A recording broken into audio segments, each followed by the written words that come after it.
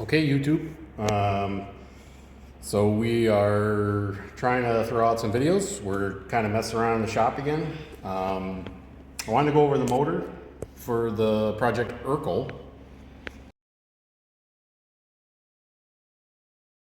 So behind Twigs, aka Squints, Ricky, we just have some parts that he had purchased originally. A lot of them are older. Like he bought them a long time ago, so I'm hoping things will work out. There are some things missing. He had bought a set of motor mounts from someone, obviously. We're gonna use those. This is the adjustable plate system.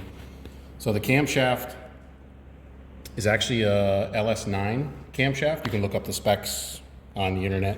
He's got some newer parts here, gaskets, valley pan cover, front cover, rear cover, intake gaskets, lifter trays. We have all new lifters, which I believe are the LS7 lifters, which I always use. They're just the standard replacement hydraulic. He had a timing set that was no longer in the box, so I don't know how he bought it or what he bought, but it is brand new. It just looks like it's older, even though it's not. I gotta clean everything. So we did buy a ultrasonic cleaner, because I've always wanted one, and we've used them in the past. So I want to show you guys that real quick, because that worked out really well so far. So this is the Weaver, and it's a 30 liter, I believe. So right now I was experimenting with different solvents. Right now it's Dawn dish soap with water. I've also tried Simple Green, and this is also an online one. It's Simple Green, basically. So it does work really well.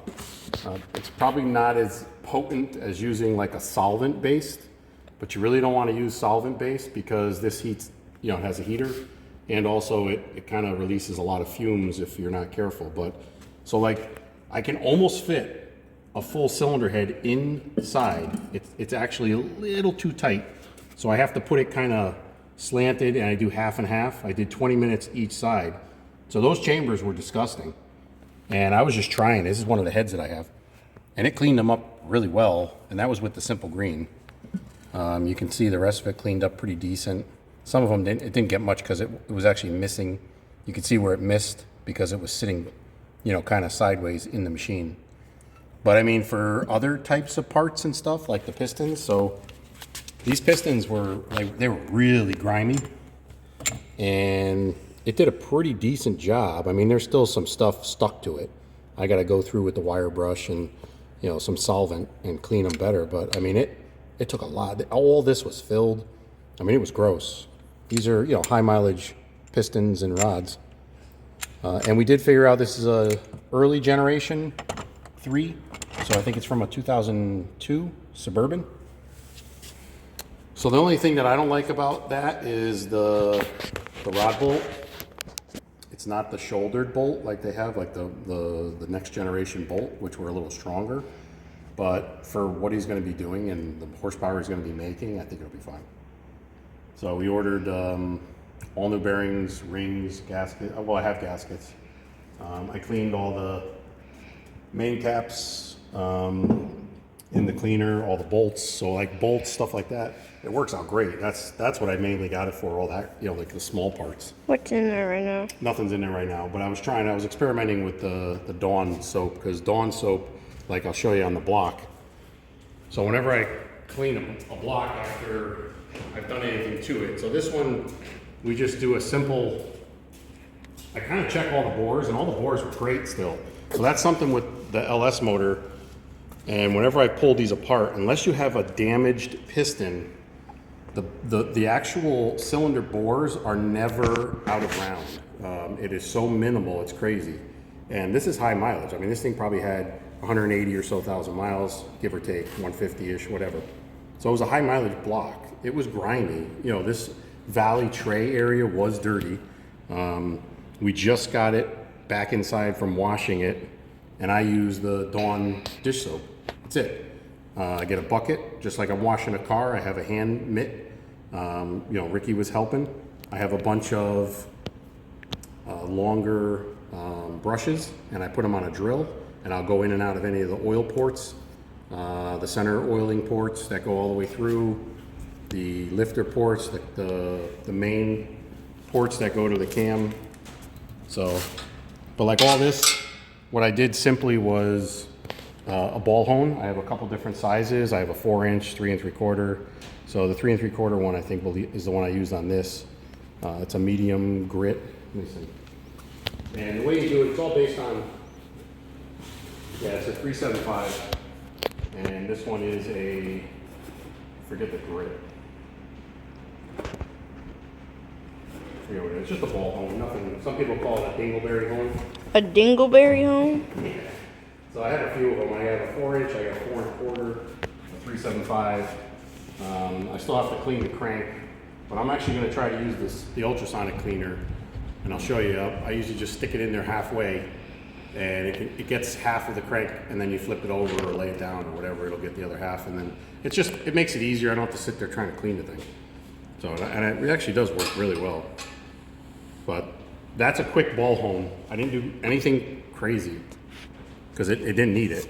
But once I did that, then I take a real fine sandpaper on a flat sanding block, and I hit all the surfaces, so that way it cleans the surfaces. Anything you're seeing here is discoloration. That's just from normal wear on the metal from the original head gaskets.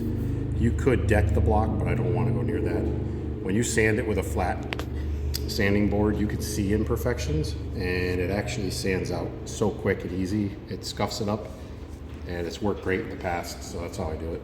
You use a piece of wood. And this is like if we're not bringing it to the machine shop to have them actually do machining, because there's no reason for them to clean it. It takes me longer because I have to do it by hand, but it still gets it really clean. I mean, this thing's super clean from what it was. It's still a little wet. And then I'll spray it with some WD-40, like in the cylinders. That's only just for flash rust, because you don't want it to flash rust. But as long as it's dry and you blow out all the water, it stays pretty good. So, but yeah, I mean, it got really clean. It was gross before. It was a lot of grime. But I mean, it's not going to be perfect. But even if you bring it to a machine shop, unless they hot tank it and then they oven bake it, it's never going to get perfect. But the downside to oven baking the block is you have to hone or bore it after. So, that's only if you're doing major machine work, which we are not. This thing's gonna be great. Yeah, I just simple cleaning, wire brushes by hand, Dawn dish soap. That works the best in my opinion. I mean, you could use a solvent, which would probably work too. A lot of guys will use like parts washer type solvent, like a carb cleaner or something, or brake clean to hit certain spots, which is fine. But that's all. And honestly, I think we're just going to repaint this in orange because it gives it a traditional look. It's kind of cool. So, but yeah, all the parts are ordered. The parts that we didn't have, so that's good. But I want to show you the ultrasonic cleaner is awesome. I'm going to actually throw the crank in and just see how it fits. I mean, the crank's not going to fit. It's not going to fit, but at least I can lay it down in there and try to clean some of it. See how it works. Maybe take the bolt out where you like turn it over. Oh, this bolt? Yeah, I'm not worried about that. So you get more room. So I put it up on this side of the shop on the bench. I could put it down lower, but it actually seems to be pretty good. They give you this cool little tray, which works pretty good. It's nice because it's the Dawn soap and like the simple green. All I do is just drain it out every once in a while, put in new water. I'll just drain it into a bucket. It's like 4 or 5 gallons of water, and then just go from there. Let's see how this thing fits. For the hell of it. I don't know if this will work.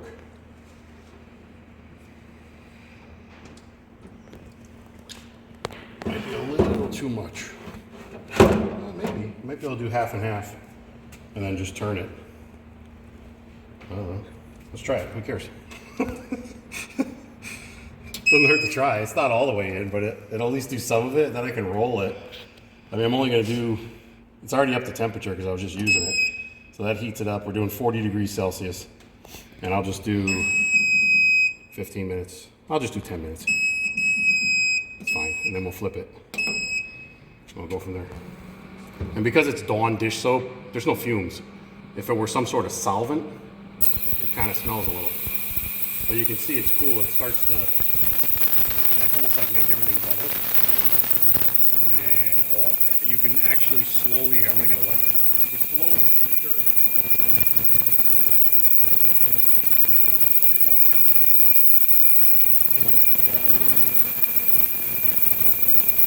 So if you look, you see how it's slowly taking the brine on the brake certain areas.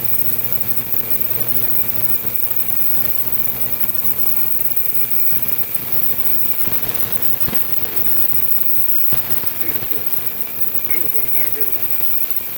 Sorry about this one. This one's really big. I feel like I need one that's twice the size. I feel like I'll use it more. Then you might be able to put a block in there. I could keep this one and then I could put another bigger one on the floor over here. So, but the bigger ones, this is only just a 110. The bigger ones are sometimes 220.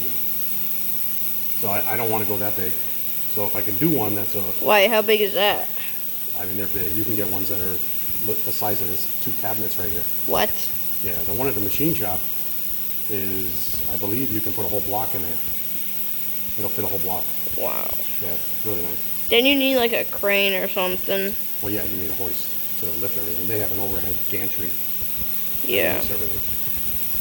But yeah, it'll just, it'll do 10 minutes and then we'll see, because you'll be able to tell the difference of the area that's not in the water compared to the area in the water. And then I'll just roll it, do this side again, and then turn it and do the other side. It takes longer with a smaller machine, but it is what it is. So it was on Amazon. I don't know. I did the cylinder head. I can't believe how good it came out. It was gross. The other cylinder head, that was the matching cylinder head. You can see the grime. If you go over there and see it, that's how much it was bad.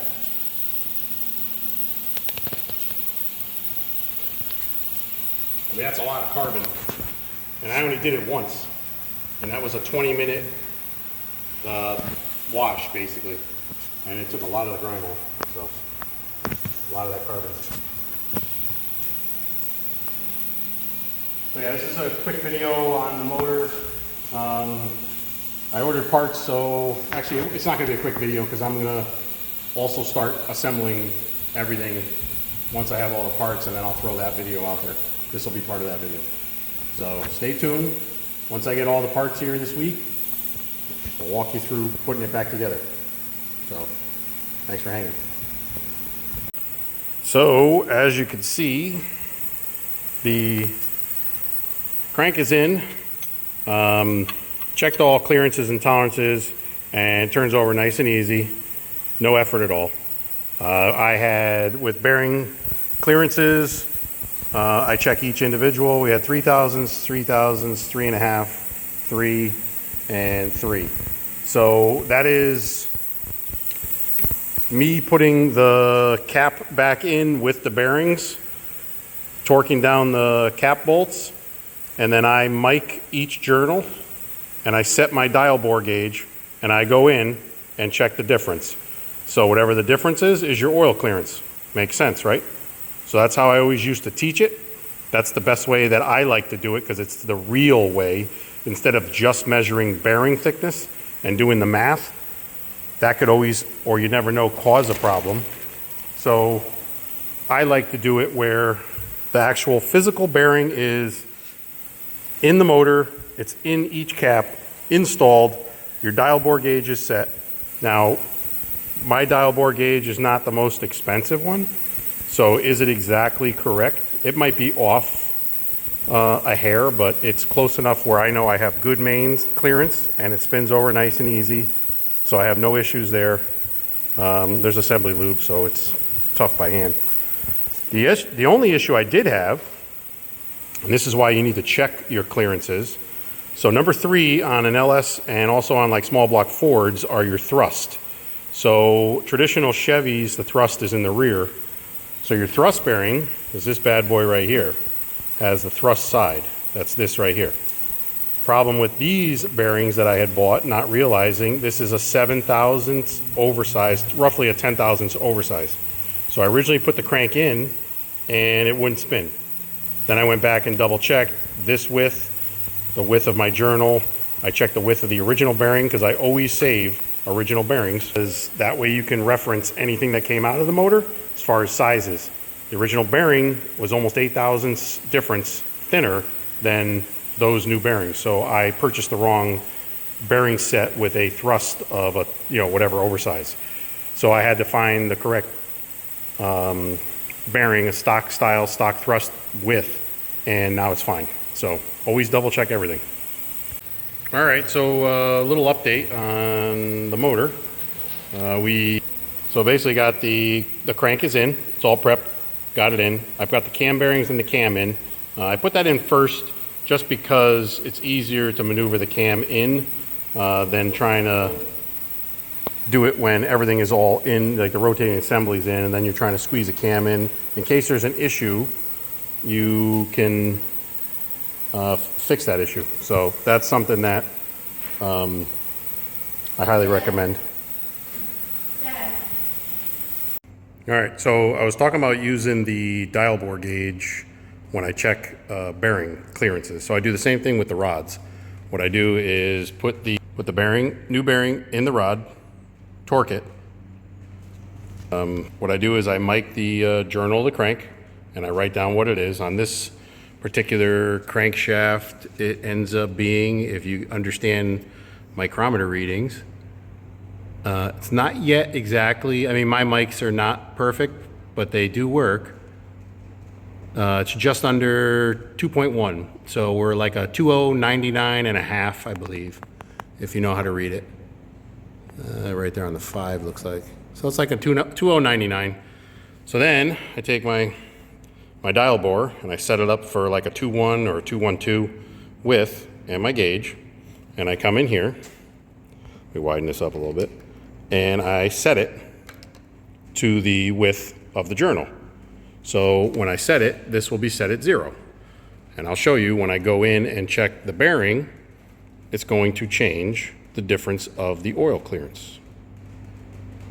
All right, so like I said, the bearing is in the rod and it's torqued, and this is strictly to get oil clearance. So I set my width of my 0 on here. So when this goes in to the micrometer, 0 is the size of the journal. But as I'm checking here, you see where it stalls out? See right there, it stalls out right there. So off of 0, we are larger by 2.5 thousandths, which tells me that this is 2.5 thousandths of clearance from the size of your rod journal, because I used my micrometer and set it at, it ended up being 20995, but we'll just call it 2099. So we have roughly 2.5 thousandths on rod bearings. So we'll do it again. Where it stalls is your perfect center, right there, and that tells me 2.5 thousandths. So that's I did it to 40 foot-pounds of torque. Normally these are 15 foot-pounds, and then it's like a 60-degree increment, I believe. So let me look, it says it right here. Yeah, 15 foot-pounds, and then the final first design is 60 degrees. So to me, that's, I can do 40 foot-pounds on it, and it makes it close enough to torque, so you can at least do a measurement. So a lot of people use plastic gauge, that's fine. I learned to not use that anymore because it has an extreme variance, so I like to use gauges. Now, you don't have to have perfect gauges, but the gauges just need to tell you a difference. So remember that. We're not looking for exact numbers, we're looking for a difference. So my 2.099 on my micrometer might read 2.1 even on another micrometer. But as long as my dial bore gauge is hooked to, and it's centered and zeroed to my measurement of the journal, then the difference, no matter what, is your oil clearance. Makes sense? Okay, so we checked bearing clearance. I just showed you that. I got 1, 3, 5, and 7. We're gonna do the driver's side bank. It is a GM. The way these pistons go in, and I did mark them before they came out because I'm using the same piston and the same rod, so everything stays the same. I stamped these number 1. So this is number 1 piston. Now you see this little dimple that goes to the front, and you can double check that. If you look down, crank is at bottom dead center, which means it's all the way down, not all the way up. And when this rod goes in, you have a fillet side, and then you have the mating side, because they share a journal. 1 shares with 2 on a GM. So with that being said, when you look down, your number 1 rod and all of your preceding 3, 5, and 7, the fillet side of the rod is going to face the front of the motor. So if you mess this up somehow, it may not turn over properly. Now everyone's wondering, what is the fillet side? So you have 2 sides to a rod. You notice this side here is nice and flat. That is not the side that would go to the fillet. The side that goes to the fillet, which is the slanted side of the crank, has a bevel. You see that bevel? You can see it better when you look down. See the difference? It's got a nice little bevel, and that side has a flat. So the bevel always rides on the fillet of the crank. So another question I always get is when you're setting up rings, everybody talks about the gaps in the rings so that you can have good compression under initial fire up and break in. So this is the expander. Actually, I got the one on here. That's an expander for your oil set. Now your oil set always has 3 rings. It's got what they call wipers, or some people call them different. I always call them wipers. The 2 stainless wipers. They're thin. And then you have, oops, shoot, dropped it. That's all right. Then you have your expander. So the expander ring has a gap also. So technically, if you look at it, see the gap? You have 5 rings that make up an oil ring, second compression, and a top compression. All the gaps have to be coordinated a certain way. Now we know this piston is going to face the forward like that. So the top of the piston is right here, top of engine. So that is how you would space your gaps. These are your 3 gaps. That would be your expander gap in the middle right there. That is one of the wipers. The other wiper, top and bottom, for the oil ring set. And then you have compression rings, either your first or your second. But that is a 5-ring stagger, and it's always oil ring set staggers to the top. Or at least that's how most of your ring sets want to be laid. So just remember that. Little tip. All right, got my 3780 BTR installation cup. All my rings are on my 1, 3, 5, and 7. I'm going to do those first, like I talked about. All my bearings are set in. Everything's wiped down. So what I like to do is I use a assembly lube on the bearings. I also use the assembly lube on the head of the bolts. And then I put a little oil on the threads. I got my little oil can. I've always used it. And then what I do is I'll oil up the cylinders real quick. But I also put a little oil around the rings and the pistons and the wrist pin before I put it in the cup. And then I throw it in the motor. All right, so piston's ready. Got it in the cup, got it in there, notch is forward. What I do is I simply hold the cup nice and easy. I'm the only one here right now, so I gotta set up my little tripod, so hang on one second.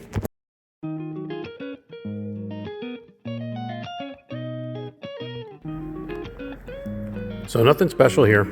Just use a basic rubber mallet. Make sure you lubricate everything. Make sure you use assembly lube. Always double check your ring gap positioning on your pistons.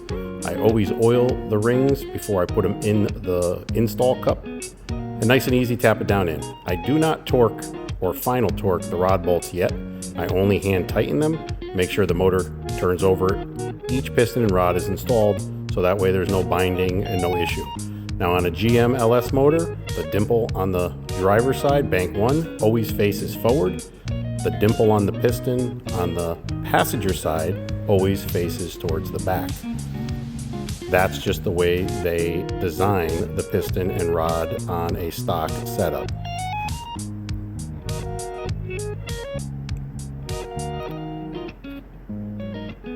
I'm always checking to make sure that the motor turns over smooth.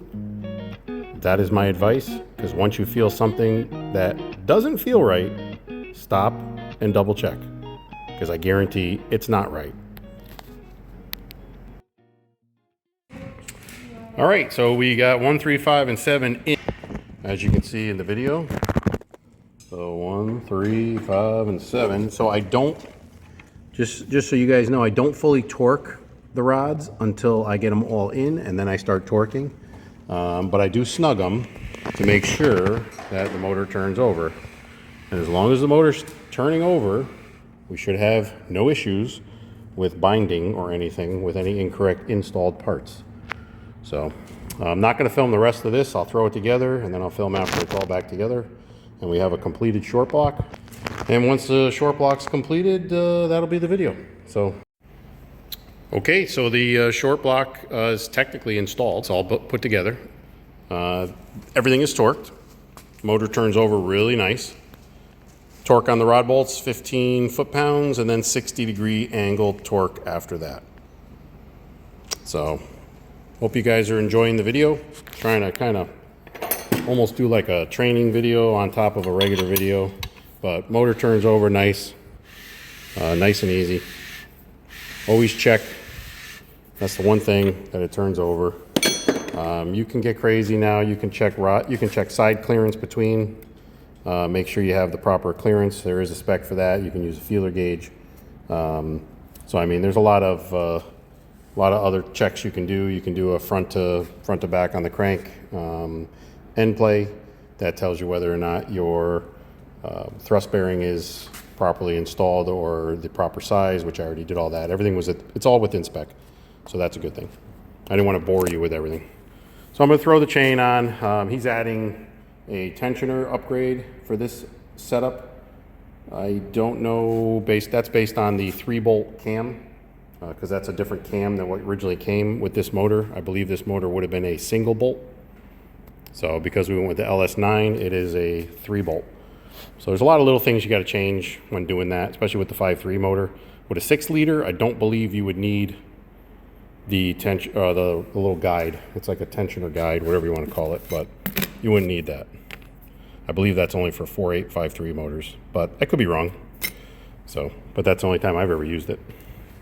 And that's it. So that's this motor. I should have the cylinder heads back. He's told me Monday, Tuesday. So once they're back, we'll throw those on. I am gonna paint the block before I finish putting anything else on, so that way it's nicey nice. And I think we're gonna do it orange. I think it's gonna look good. It'll look really nice in the car. The cylinder heads will stay natural aluminum. Those got cleaned up pretty good. I think that'll look cool, and we're good. So thanks for hanging out. Hopefully you enjoyed the e-bike conversion that Ricky did. I think so cool. So thanks for hanging out. Enjoy. Make sure to always torque your bolts.